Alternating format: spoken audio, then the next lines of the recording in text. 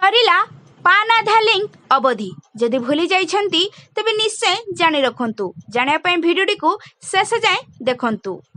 आपण पान सह आधार लिंक करि नाहंती कि?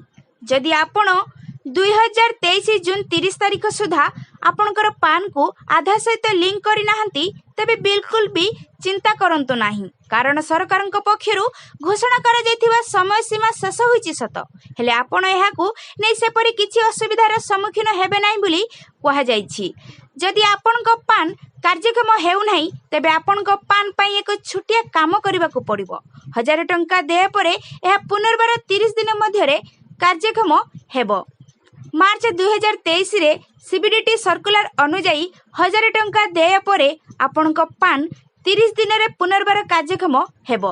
हेले पान कार्यक्षम न हेबा पर्यंत किछि नियम आपणक पई रहिछि, जेपरि कि आपण निष्क्रिय पान व्यवहार करी रिटर्न फाइल करबाकू समर्थ हेबे नाही।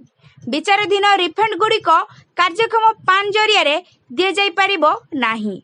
पान कार्यक्षम न हेबा कारणरू अधिक हार रे टिकस भरिबाकू पड़िबो। पान कार्यक्षम न हेबा फल रे त्रुटिपूर्ण रिटर्न गुड़िक समाप्त होई परिबो नाही।